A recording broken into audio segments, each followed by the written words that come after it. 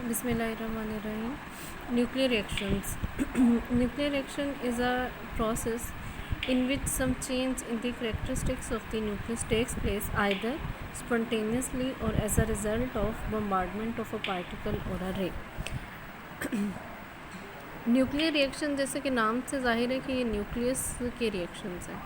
तो न्यूक्लियस के रिएक्शन जो हैं आम केमिकल रिएक्शन से डिफरेंट होते हैं। अब इसमें न्यूक्लियस की प्रॉपर्टीज़ में चेंज आता है। फॉर एग्जांपल इसके number of proton, number of neutrons या अदर पार्टिकल्स जो हैं उनमें चेंज आता है, उनकी रीअरेंजमेंट में चेंज आता है।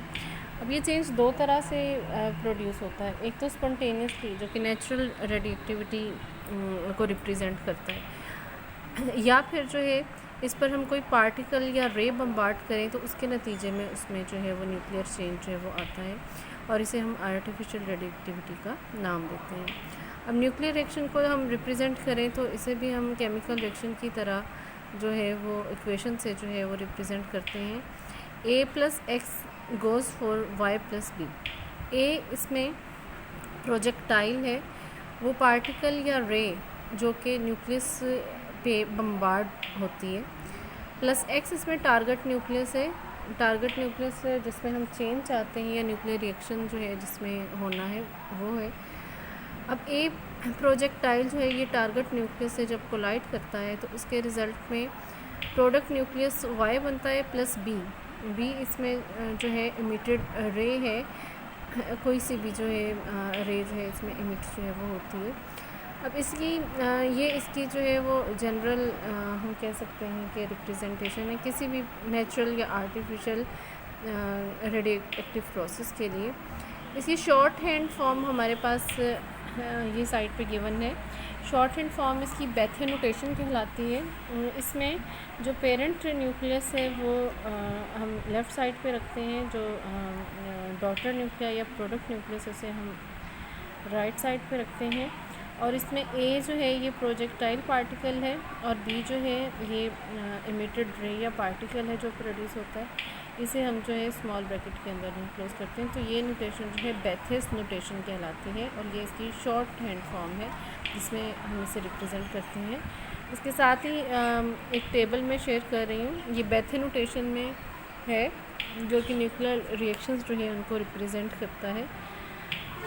इसमें P जो है ये स्टैंड्स फॉर प्रोटियम या proton, N for neutron, D for deuteron और T फॉर ट्रीटियम और He जो है ये हीलियम के या अल्फ़ा पार्टिकल को रिप्रेजेंट करता है।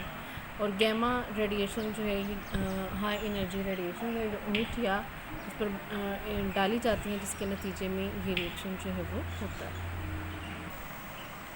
अब हम कंपैरिजन करते हैं न्यूक्लियर और केमिकल रिएक्शंस का। न्यूक्लियर और केमिकल रिएक्शंस जो हैं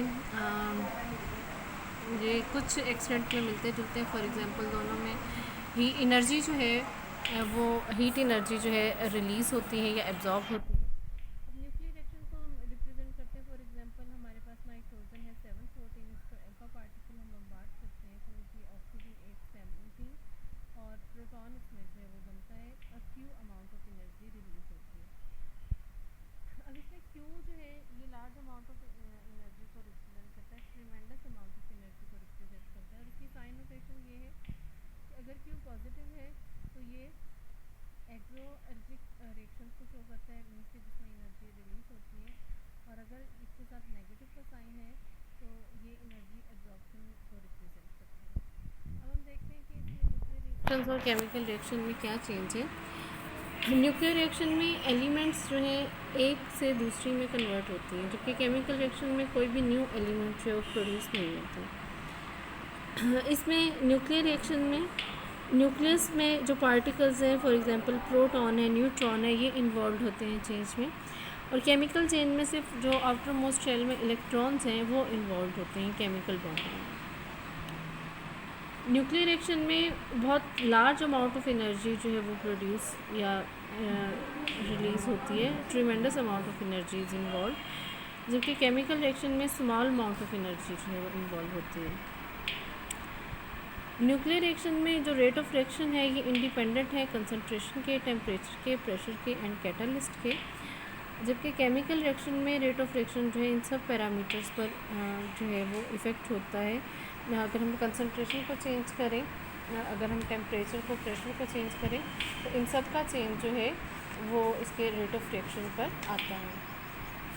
इसी तरह से कुछ और जो है, अब न्यूक्लियर रिएक्शन में क्वांटिटीज़ को हम जब डील करते हैं तो ये पर पार्टिकल या पर न्यूक्लियन को डील करते हैं, जबकि केमिकल रिएक्शन में लार्ज क्वांटिटीज़ यूज़ होती हैं, पर मोल की टर्म जो है वो इस्तेमाल की जाती है।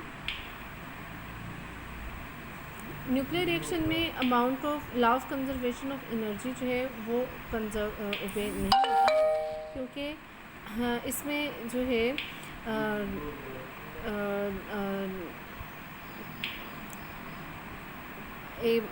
पर मोल अमाउंट्स जो हैं वो डील करते हैं। न्यूक्लियर रिएक्शंस जो हैं इसमें एनर्जी जो है प्रोड्यूस होती है ट्रिमेंडस अमाउंट में, तो ये अकॉर्डिंग टू आइंस्टाइन्स इक्वेशन ये हमारे पास at the cost of mass जो है वो होती है, जबकि जो केमिकल चेंज है उसमें कोई भी एनर्जी जो है या मैटर जो है वो प्रोड्यूस या डिस्ट्रॉय नहीं होता। और न्यूक्लियर रिएक्शन बहुत ज़्यादा रेयर हैं और स्पेशल कंडीशन या स्पेशल सर्कमस्टांसेस में किए जाते हैं। जो नेचुरल हैं उनकी तादाद भी बहुत कम है, जबकि केमिकल रिएक्शन जो है फ्रिक्वेंट हैं और हमारे इर्द गिर्द डेली लाइफ में जो है वो बहुत ज़्यादा होते हैं।